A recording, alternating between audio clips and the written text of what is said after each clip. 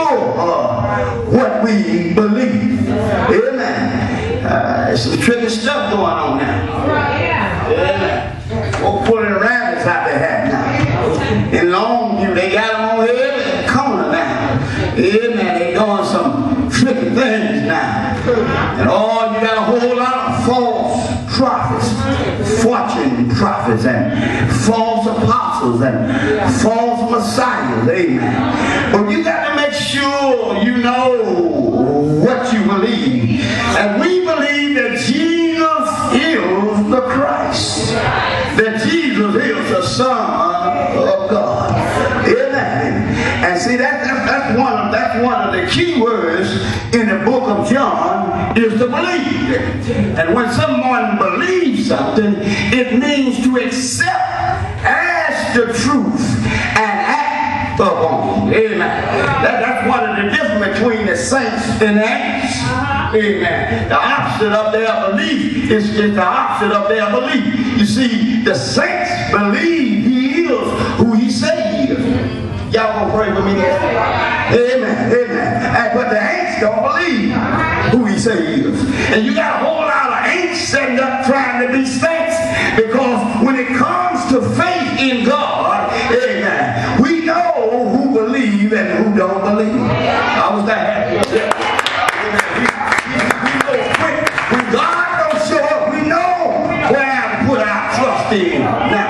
And we live in a world of technology now. We don't have to wait on God too long now. We got all kind of technological, medical advance in science now. And we're quick to turn to these other small G.O.D. I start by to tell you, you're going to need the big G.O.D.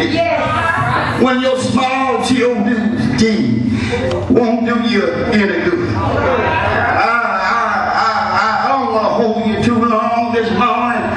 I just stopped by on my way to my father's house to look at this text with you, and you don't mind walking with me a little while.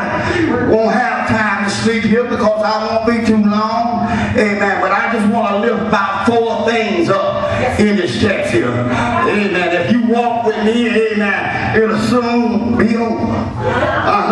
But if you walk with me, amen, you'll get a blessing out. I just want to show you about 4 things in this text that God has shown me. First of all, I want to show you the invitation. Amen.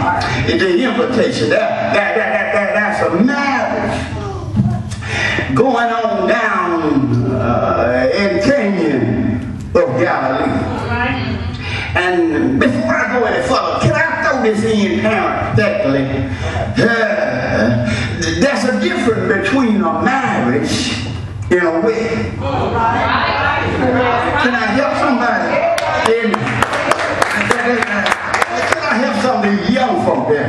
There's a difference between a marriage and a wedding. You see, a wedding is a one-time ceremony. Amen. It is a one-time ceremony that usually we spend too much money on. Oh, y'all better help me here. Some of y'all still paying for weddings 5 years ago. I wish I had some help here. And your marriage is going to hell in that. I wish I had some help here.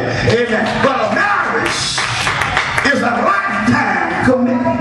Have I got a witness here? And many of us trying to make marriage work by having king-size bed and plasma TV.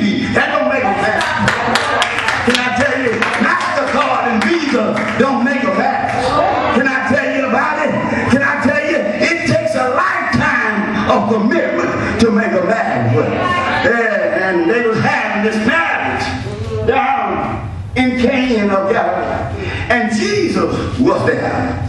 The reason why he was there, because he was invited to the wedding. There it is in the text there. Somebody, whoever did the invitation, said we ought not leave this pleasant prophet from Galilee. We ought not leave him out. We ought to invite him. The Bible said that Jesus was invited to this marriage. I don't know who this young Jewish couple was But they had the right thing on their mind when they invited Jesus to come into their life. And can I tell you, whatever you're about to start in life, you ought to invite Jesus to come in at the start. I don't care if you start a new job, a new business, a new career, a new marriage, you ought to invite Jesus. I don't care if it's the start of a brand new day. You ought to tell the Lord, God, come on and go with me. They got traps out there set for. I don't know what I'm going to do, but I need you to come on and go with me. Talk about it. I got up this morning and I invited the Lord to come on and go down to Jefferson from Longview with me. Yeah, because I've learned over the years I've been here, I've jumped in my car and came on down on my own and didn't invite the Lord. And before I got in the church good, I met the devil at the door. Before I could get out to my office, out of my car, the devil was standing there waiting on spots to tell me something about what somebody did, what somebody said, or didn't do. And then I lost it. I was feeling pretty good. Got up there, my mind on the Lord, going to serve the Lord. But I met the devil at the door. But I come by to tell you, you ought to invite him. If you invite him, he will come. Hell, I got over this. He will show up. If you just invite him, he will come. You see, I get tipped about these folks here who go around as though they have a theocratic monopoly on God himself. I mean, all that foolishness talking about if you don't worship where we worship at, you don't come down to our church, you can't get the law. Let me tell you something. Wherever you invite Jesus, he'll show up. That's what he'll show up. I don't care if you're in the White House, the jailhouse, the outhouse, anywhere house, the poorhouse, even in your house, he'll show up. But you got to invite him. Have I got him? Yeah, I heard the writer of John over in Revelation when he talked to the church at Laodicea. Told them that Jesus said, behold, I stand at the door and knock. If any man hear my voice, and open the door, I'll come in and sit with him. All Jesus wants you to do is invite him. He's not going to kick the door in on your life or in your heart, but you got to invite him into your life. And he will come in.